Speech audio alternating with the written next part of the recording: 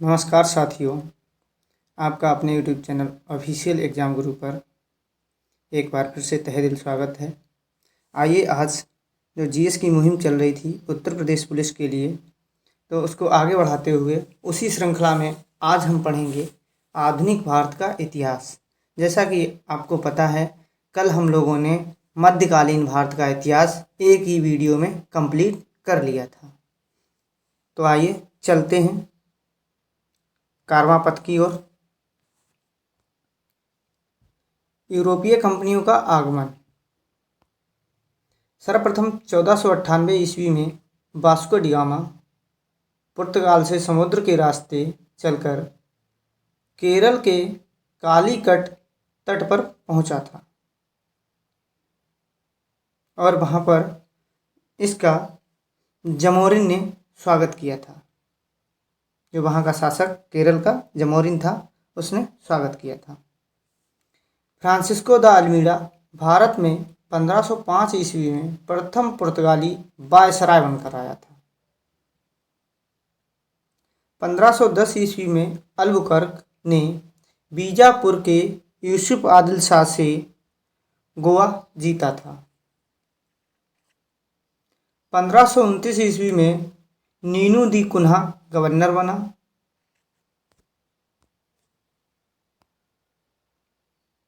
1542 से 45 ईस्वी में मार्टिन अल्फांसो डी सूजा गवर्नर बना। तंबाकू की खेती, जहाज निर्माण व प्रिंटिंग प्रेस की शुरुआत पुर्तगालियों ने ही की थी। डचों ने भारत में पहली फैक्ट्री मसूलीपट्टनम में स्थापित की थी। 1759 ईस्वी में बेदरा के युद्ध से डचों का अंतिम रूप से पतन हो गया। बेदरा के युद्ध से 1759 ईस्वी में डचों का पतन हो गया था। मुगल दरबार में आने वाला प्रथम अंग्रेज कैप्टन हॉकिंस था, जो जेम्स प्रथम के राजदूत के रूप में जहांगीर के दरबार में पहुंचा। 1615 ईस्वी में सर टॉमस रो जहांगीर के दरबार में पहुंचा। फर्रुखसियर ने 1717 ईस्वी में 3000 रुपये वार्षिक कर के बदले कंपनी को बंगाल, बिहार तथा उड़ीसा में व्यापारिक अधिकार प्रदान किया।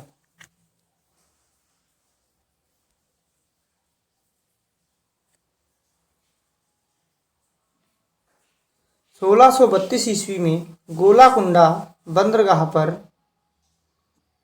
मुक्त व्यापार की छूट मिली। 1616 ईस्वी में डेनमार्क की ईस्ट इंडिया कंपनी बनी। 1668 ईस्वी में फ्रांसीसियों ने अंग्रेज से फरमान प्राप्त करके सूरत में पहला कारखाना खोला।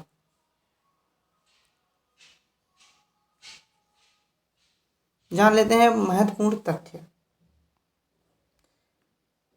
वास्को डी गामा भारत आने वाला पहला पुर्तगाली था। फ्रांसिस्को डी अल्मीडा भारत में प्रथम पुर्तगाली गवर्नर। गैरोल्ड आंगियार बम्बई का वास्तविक संस्थापक था। जॉब चारनाक कलकत्ता का वास्तविक संस्थापक था। फ्रांसिस डे मद्रास का संस्थापक था।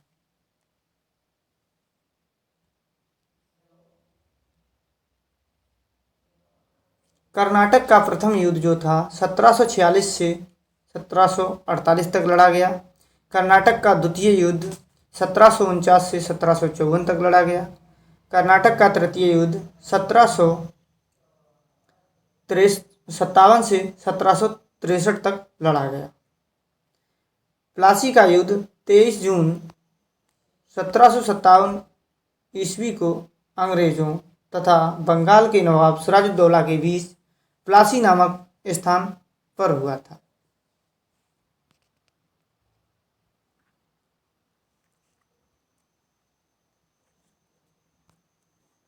बक्सर का युद्ध 22 अक्टूबर 1764 ईस्वी को बंगाल के नवाब मीर कासिम, अवध के नवाब शुजा-उद-दौला तथा मुगल शासक शाह आलम द्वितीय की सेना और अंग्रेजों के मध्य लड़ा गया।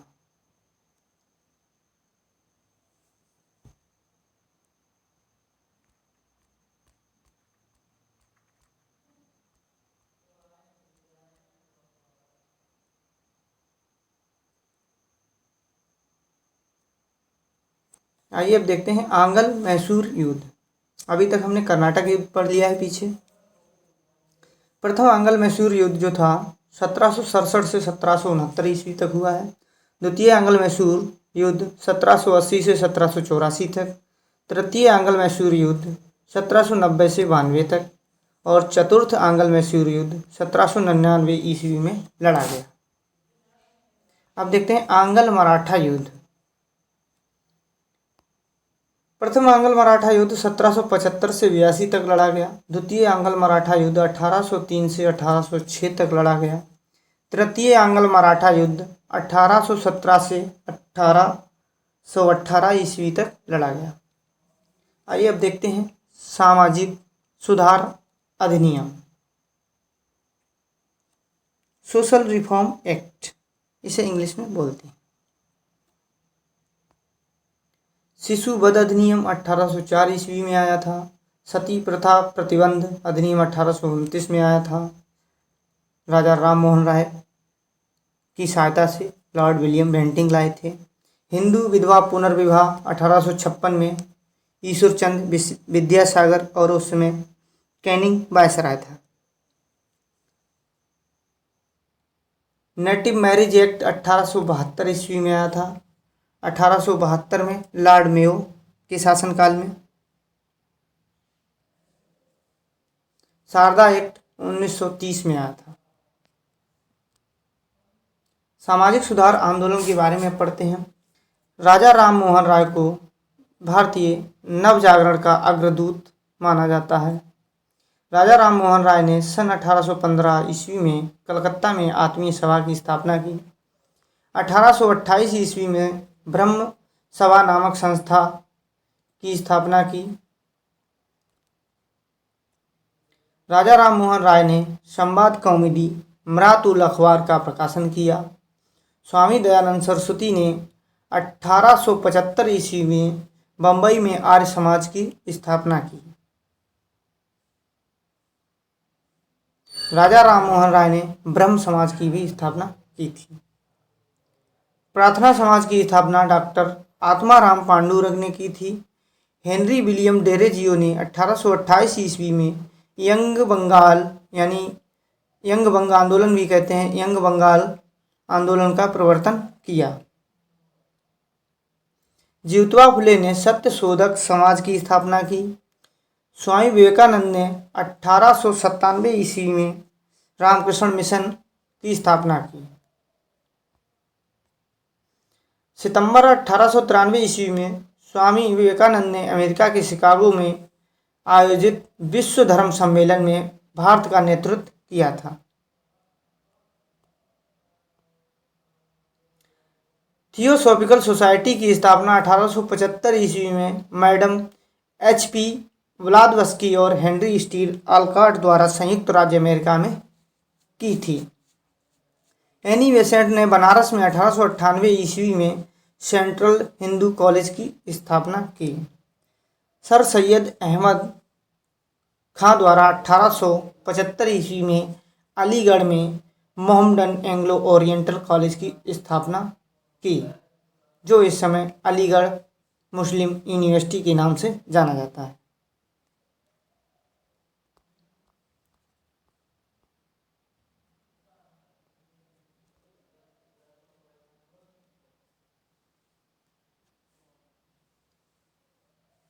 अब देखते हैं समाचार पत्र एक नज़र में। कुछ जो इम्पोर्टेंट हैं वो देख लेंगे।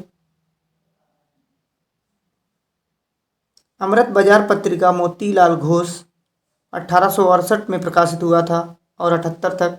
कलकत्ता इसका स्थान है और इसकी भाषा है बंगला और अंग्रेजी। सोम प्रकाश ईश्वरचंद विद्यासागर का है 1859 ईस्वी में, कलकत्ता, और इसकी भाषा है बंगला।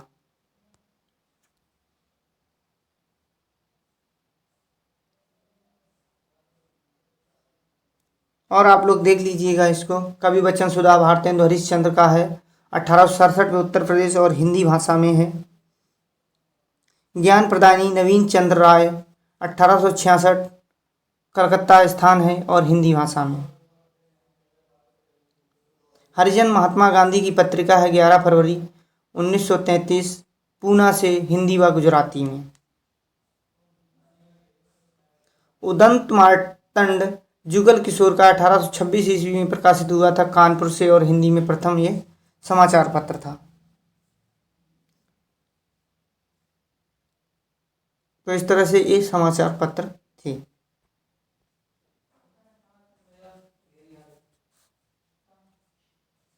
आइए अब देखते हैं 1857 का विद्रोह।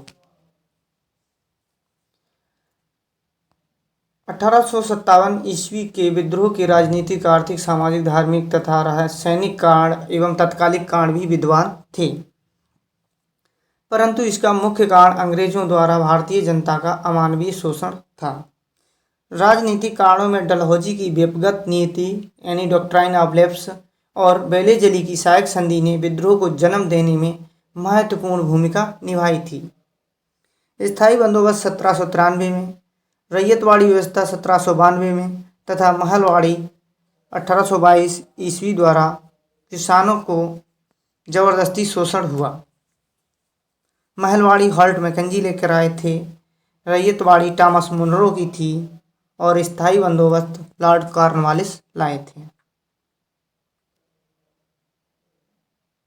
1857 के विद्रोह के तत्कालिक कारण चर्बी लगे कारतूसों के प्रयोग को माना जाता है और इस क्रांति की शुरुआत मेरठ से हुई थी और मंगल पांडे ने जो गोली चलाई थी वो बंगाल में चलाई थी। उन्होंने गोली चलाई थी तो उसमें वाघ मारा गया था और जो हियर से बच गया था। सेना में नए सैनिकों के लिए समुद्र पार के ब्रिटिश प्रदेशों में सेवा करना अनिवार्य कर दिया गया, जिसे भारतीय सैनिक अपने धर्म के विरुद्ध समझते थे।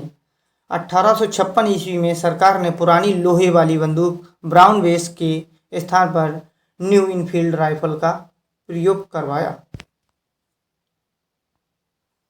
जनवरी 1857 में यह अफवाह फैल गई कि कारतूसों में गाय और सूअर की चर्बी ही लगी है, जिसके परिणाम स्वरूप हिंदू और मुसलमान दोनों भड़क गए। फलतः 1857 के विद्रोह की शुरुआत हो गई। देखते हैं 1857 की क्रांति के बारे में जो इतिहासकारों ने अपने मत दिए हैं उनको देख लेते हैं। यह स्वार्थी सैनिकों का विद्रोह है, सीले व लॉरेंस ने कहा था। यह हिंदू मुस्लिम षड्यंत्र था, आउट्रम व टेलर ने कहा था। सभ्यता व बर्बरता के बीच संघर्ष था, टी.आर. होम्स ने कहा। यह राष्ट्रीय विद्रोह था, डिजरायली ने कहा। और यह भारत का प्रथम स्वतंत्रता संग्राम था, बी.डी. सावरकर ने कहा। बी.डी. सावरकर ने काला पानी की जेल यानी अंडमान निकोबार में 1857 की क्रांति लिख दी थी दीवालों पर।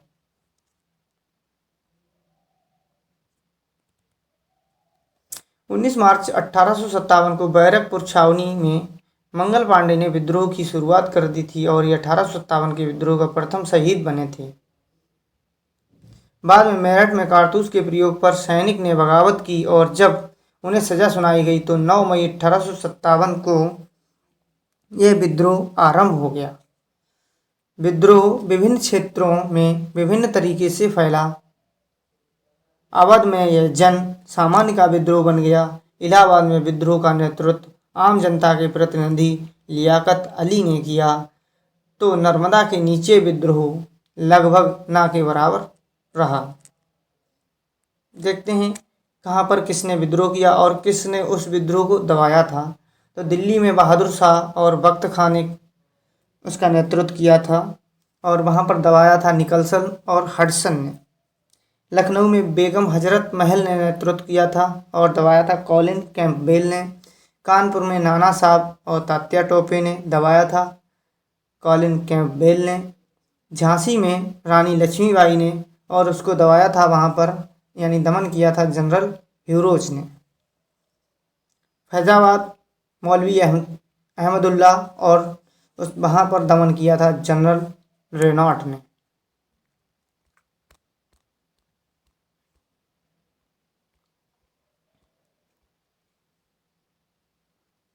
इलाहाबाद में लियाकत अली और दबाया था उसको कर्नल नील ने। बरेली में खान बहादुर खान थे और उसको दमन करने का काम किया था विंसेंट आयर ने। जगदीशपुर यानी बिहार, कुंवर सिंह और अमर सिंह, बिहार का शेर कुंवर सिंह को कहा जाता है, और यहाँ पर दबाया था विलियम टेलर ने। असम में मनीराम दत्त। विद्रोह का परिणाम क्या हुआ देखते हैं।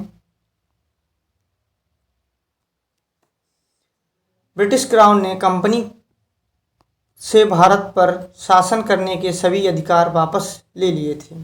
1 नवंबर 1858 को इलाहाबाद में आयोजित दरबार में लॉर्ड कैनिंग ने महारानी का उद्घोषणा पत्र पढ़ा था। गवर्नर जनरल को वायसराय की उपाधि प्रदान की गई थी, यानी जो एक्ट था 1858 का अधिनियम था, उसमें लिखा था कि अब जो है भारत का गवर्नर जनरल जो है वायसराय कहलाएगा।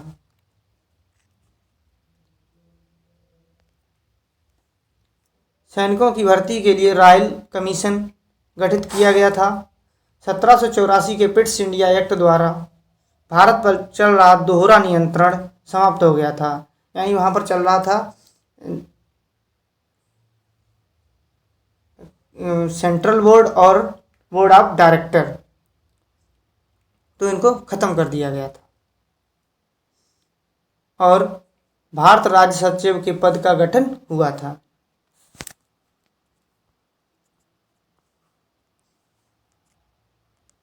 जो बोर्ड ऑफ डायरेक्टर था वो नियंत्रक मंडल को देखता था, जो कोर्ट ऑफ डायरेक्टर था वह नियंत्रक मंडल को देखता था, और बोर्ड ऑफ डायरेक्टर जो था वह निदेशक मंडल को देखता था, यानी व्यापार को। तो उसको समाप्त कर दिया गया था 1784 के पिट्स इंडिया एक्ट के तहत। भारतीय राष्ट्रीय कांग्रेस की स्थापना 1885 में हुई थी। भारतीय राष्ट्रीय कांग्रेस की स्थापना अवकाश प्राप्त अंग्रेज अधिकारी एलन ऑक्टेवियम ह्यूम द्वारा 1885 में की गई थी। इससे पहले ह्यूम ने 1884 में भारतीय राष्ट्रीय संघ की स्थापना की थी। कांग्रेस का प्रथम अधिवेशन ह्यूम के नेतृत्व में 28 दिसंबर 1885 को बम्बई के गोकुलदास तेजपाल संस्कृत विद्यालय में आयोजित किया गया था।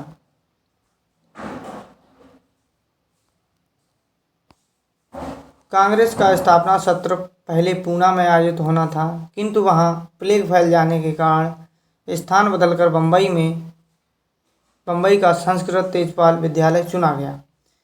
इस प्रथम अधिवेशन में कुल 72 प्रतिनिधियों ने भाग लिया था, जिसमें अधिकांश पत्रकार व वकील थे।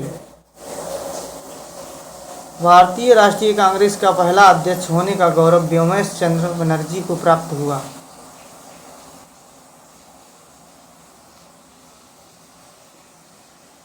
भारतीय राष्ट्रीय संघ को भारतीय राष्ट्रीय कांग्रेस की पूर्ववर्ती संस्था माना जाता है। कांग्रेस का दूसरा अधिवेशन कलकत्ता में हुआ था, जिसकी अध्यक्षता दादा भाई नौरोजी को मिली। कांग्रेस का तीसरा अधिवेशन मद्रास में हुआ। इसकी अध्यक्षता बदरुद्दीन तैयब जी ने किया था, जो कांग्रेस के पहले मुस्लिम अध्यक्ष बने। इसमें कुल 607 प्रतिनिधियों ने भाग लिया था। कांग्रेस का चौथा अधिवेशन इलाहाबाद में हुआ। इस अधिवेशन का अध्यक्ष जॉर्ज यूले को बनाया गया, जो कांग्रेस के पहले यूरोपियन अध्यक्ष बने। इस अधिवेशन में कुल 1248 प्रतिनिधियों ने भाग लिया था। कांग्रेस की स्थापना से जुड़ा सबसे प्रचलित विवाद है सेफ्टी वाल्व सिद्धांत, जिसके अनुसार अंग्रेजों ने जानबूझकर सिविल सर्वेंट ह्यूम के द्वारा कांग्रेस की स्थापना करवाई। इस सिद्धांत का सर्वाधिक प्रचार लाला लाजपत राय ने किया और बाद में कांग्रेस के अध्यक्ष बने। विलियम वेडरवर्न ने ह्यूम की जीवनी नामक पुस्तक लिखी।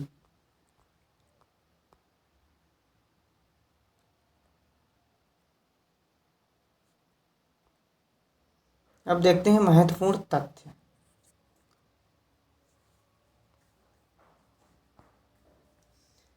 कांग्रेस लोगों का समूह शब्द की उत्पत्ति अमेरिका के इतिहास से हुई है। भारतीय राष्ट्रीय संघ की स्थापना का विचार सर्वप्रथम डफरिन के दिमाग की उपज थी। भारतीय राष्ट्रीय संघ का नाम भारतीय राष्ट्रीय कांग्रेस दादा भाई नौरोजी के सुझाव पर रखा गया। कांग्रेस के प्रथम अधिवेशन में सुरेंद्र नाथ बनर्जी ने हिस्सा नहीं लिया था। कांग्रेस से संबंधित विशेष टिप्पणी देखते हैं, किसने कौन सी टिप्पणी दी थी कांग्रेस के विषय में। कांग्रेस के लोग पदों के भूखे हैं, बंकिम चंद्र चटर्जी ने बताया था। कांग्रेस आंदोलन ना तो लोगों द्वारा प्रेरित था और ना ही उनके द्वारा सोचा या योजनाबद्ध किया गया था, सर सैयद अहमद खां द्वारा बताया गया। कांग्रेस सम्मेलन 3 दिन का तमाशा है, अश्विनी कुमार दत्त ने कहा था। वह जनता के उस अल्पसंख्यक वर्ग का प्रतिनिधित्व करती है जिसकी संख्या सूक्ष्म है, यह डफरिन ने कहा था। यदि वर्ष में हम एक बार मेंढक की तरह टरटराएं तो हमें कुछ नहीं मिलेगा, यह बाल गंगाधर तिलक ने कहा था। आइए अब देखते हैं वन बाई वन करके कांग्रेस के अधिवेशन।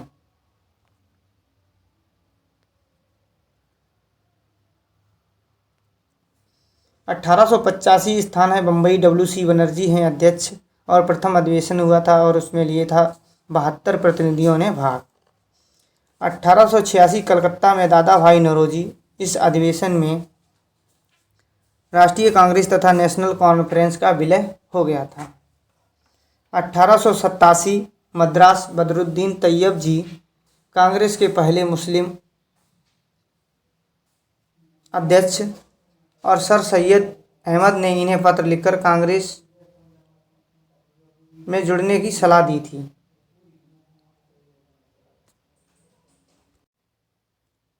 आगे चलते हैं, देखते हैं। 1888 में इलाहाबाद में अधिवेशन हुआ था। जॉर्ज यूले अध्यक्ष थे, प्रथम यूरोपीय अध्यक्ष। स्वतंत्रता से पहले कांग्रेस के कुल 4 यूरोपीय अध्यक्ष बने थे।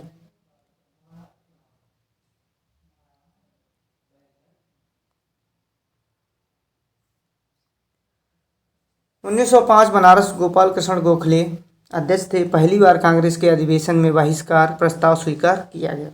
1906 में कलकत्ता अधिवेशन हुआ है। दादा भाई नौरोजी अध्यक्ष थे। पहली बार स्वदेशी व बहिष्कार प्रस्ताव पारित किया गया। 1907 में सूरत अधिवेशन रास बिहारी बोस थे इसके अध्यक्ष। कांग्रेस का विभाजन उदारवाद व उग्रवाद में स्पष्ट हो गया। पहले यह सम्मेलन पूना में होना था, किंतु वहां तिलक का प्रभाव अधिक होने के कारण इसे सूरत ले आया गया। अब होता है लखनऊ अधिवेशन 1916 में। अंबिका चरण मजूमदार अध्यक्ष हैं इसके। उदारवाद व उग्रवाद का मिलन तथा कांग्रेस व मुस्लिम लीग में समझौता। 1917 में कलकत्ता अधिवेशन होता है। एनी बेसेंट अध्यक्ष होती हैं जो प्रथम महिला अध्यक्ष हैं। 1924 बेलगाम अधिवेशन है जिसमें महात्मा गांधी अध्यक्ष बने थे। मात्र एक बार गांधी जी यही अध्यक्ष बने थे बेलगाम अधिवेशन में। 1925 में कानपुर अधिवेशन हुआ था। सरोजनी नायडू अध्यक्ष बनी थी जो भारत की पहली महिला अध्यक्ष थी। अगर पूछा जाए कांग्रेस की पहली महिला अध्यक्ष तो एनी बेसेंट, और भारतीय पूछा जाए तो सरोजनी नायडू। 1929 में लाहौर अधिवेशन हुआ। जवाहरलाल नेहरू अध्यक्ष थे। पहली बार स्वतंत्रता का प्रस्ताव लाया गया। 1930 में अधिवेशन नहीं हुआ था। 1931 में कराची अधिवेशन में सरदार पटेल अध्यक्ष थे। पहली बार किसानों के लिए आर्थिक नीति का प्रस्ताव तथा मौलिक अधिकतर प्रस्ताव पारित किया गया। 1938 में हरिपुरा अधिवेशन हुआ। सुभाष चंद्र बोस अध्यक्ष बने थे। राष्ट्रीय योजना समिति का गठन हुआ था। 1939 में त्रिपुरी अधिवेशन हुआ था। सुभाष चंद्र बोस त्यागपत्र दिए और बाद में राजेंद्र प्रसाद अध्यक्ष बने। सुभाष चंद्र बोस ने फॉरवर्ड ब्लॉक नामक संगठन की स्थापना की थी। 1940 में रामपुर में अधिवेशन हुआ था। मौलाना अबुल कलाम आज़ाद द्वितीय विश्व युद्ध के कारण 1940 से 45 तक कांग्रेस के अध्यक्ष रहे। 1946 में मेरठ में अधिवेशन हुआ। आचार्य JV कृपलानी अध्यक्ष थे। आज़ादी के समय कृपलानी ही अध्यक्ष थे और आज़ादी के बाद पहले अध्यक्ष के रूप में राजेंद्र प्रसाद निर्वाचित हुए। 1896 में पहली बार कांग्रेस के मंच से वंदे मातरम गाया गया तथा 1911 में जन गण मन गाया गया था। 1926 ईस्वी में कांग्रेस का एकमात्र अधिवेशन पूर्वोत्तर यानी असम गुवाहाटी में हुआ। अब देखते हैं कांग्रेस से पूर्व महत्वपूर्ण राजनीतिक संगठन। बंग भाषा प्रकाशन सभा 1836 में इसका गठन हुआ था, जो बंगाल की थी। इसके संस्थापक राजा राम मोहन राय थे। सरकार की नीतियों की समीक्षा इसका उद्देश्य था। लैंड होल्डर्स सोसाइटी 1838 में बनी कलकत्ता में। द्वारकानाथ टैगोर इसके संस्थापक थे। जमींदारों के हितों की रक्षा भारत की प्रथम राजनीतिक संस्था थी जिसने जमींदारों के हितों की रक्षा की थी। ब्रिटिश इंडिया सोसाइटी 1839 लंदन में इसकी स्थापना हुई थी। विलियम एडम थे इसके संस्थापक। Bengal British India society 1843 Calcutta में जॉर्ज थॉमसन और प्यारी चंद्र मित्र संस्थापक थे। उद्देश्य था भारतीयों को वास्तविक दशा की जानकारी प्रदान प्राप्त करना एवं राष्ट्रवादी भावना जगाना। ब्रिटिश इंडियन एसोसिएशन 1851 में स्थापित हुआ राजनीतिक संगठन, जो कलकत्ता में राधाकांत देव और देवेंद्र नाथ टैगोर की एक तत्वबोधिनी सभा की स्थापना की थी। तो इसका उद्देश्य था ब्रिटिश इंडियन एसोसिएशन का भारत के लिए राजनीतिक हितों की मांग। ईस्ट इंडिया एसोसिएशन 1866 ईस्वी में स्थापित हुई लंदन में। दादा भाई नौरोजी इसके संस्थापक थे। भारतीयों की समस्याओं से ब्रिटेन को अवगत कराना तथा भारतीयों के पक्ष में इंग्लैंड में जन समर्थन तैयार करना, इसका उद्देश्य था ईस्ट इंडिया एसोसिएशन राजनीतिक संगठन का।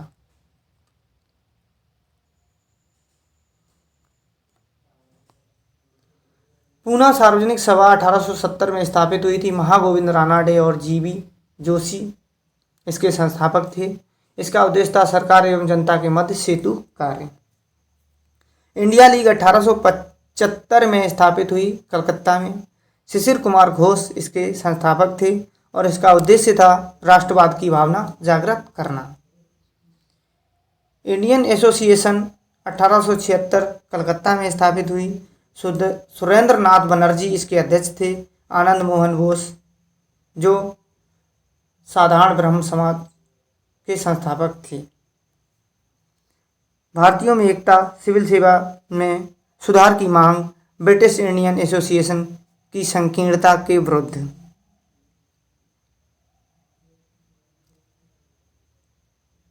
मद्रास महाजन सभा जो राजनीतिक संगठन था, इसकी स्थापना 1884 मद्रास में हुई। वी राघवाचारी, बी सुब्रमण्यम अय्यर और पी आनंद चार्लू इसके संस्थापक थे। स्थानीय संगठनों के कार्य को समन्वित करना इसका उद्देश्य था। बॉम्बे प्रेसिडेंसी एसोसिएशन 1885 बम्बई में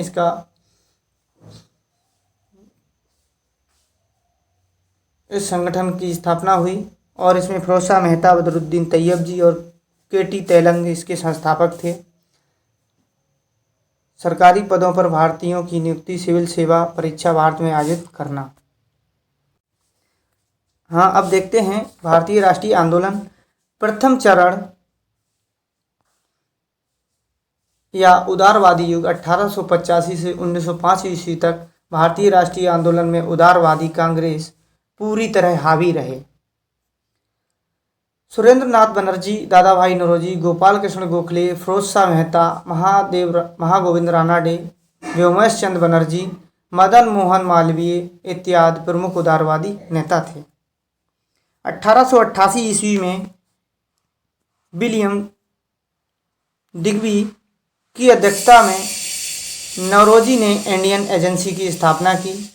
उदारवादियों की उपलब्धियों में 1892 ईस्वी का भारत परिषद अधिनियम पारित करवाना, 1893 ईस्वी में हाउस ऑफ कॉमन्स में भारत एवं लंदन में साथ साथ परीक्षा लिए जाने का विधेयक पारित करवाना महत्वपूर्ण कदम थे। किसके? उदारवादियों के।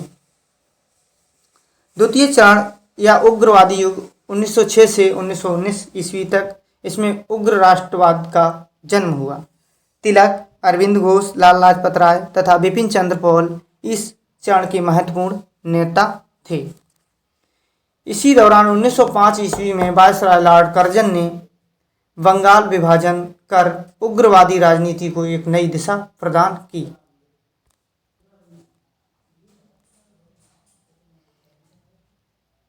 वैसे तो सर्वप्रथम 1903 ईस्वी में बंगाल विभाजन का विचार सामने आया तथा राष्ट्रवादियों ने प्रबल विरोध किया था, किंतु इसके बावजूद लॉर्ड कर्जन ने जुलाई 1905 ईस्वी में बंगाल विभाजन की घोषणा कर दी। इसके पश्चात 16 अक्टूबर 1905 ईस्वी को बंगाल का विभाजन कर दिया।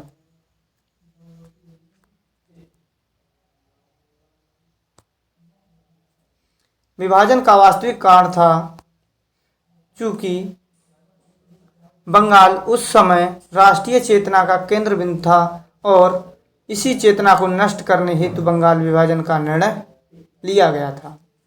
बंगाल विभाजन में एक और कारण धार्मिक आधार पर विभाजन अंतर्निहित था। बंगाल के विस्तृत क्षेत्रफल तथा प्रशासनिक असुविधा के आधार पर इसे दो भागों में बांटा गया, पूर्वी बंगाल तथा पश्चिमी बंगाल। कर्जन की वास्तविक मंशा थी फूट डालो और राज करो के आधार पर राष्ट्रवाद को कमजोर करना था। विभाजन के बाद पूर्वी बंगाल और असम को मिलाकर एक नया प्रांत बनाया गया, जिसमें राजशाही, चटगांव, ढाका आदि सम्मिलित थे। पूर्वी बंगाल और असम की जनसंख्या 3 करोड़ 10 लाख थी, जिसमें 1 करोड़ 80 लाख मुसलमान तथा 1 करोड़ 20 लाख हिंदू थे। दोस्तों, यह रोजगार पब्लिकेशन की बुक है और उससे हम आपको जो उत्तर प्रदेश के पुलिस के लिए उन लोगों ने बनाई है, तो उसी से आपको हम कंटेंट दे रहे हैं। तो आज के लिए इतना ही, मिलते हैं कल अगले एपिसोड के साथ। तब तक के लिए नमस्कार, जय हिंद।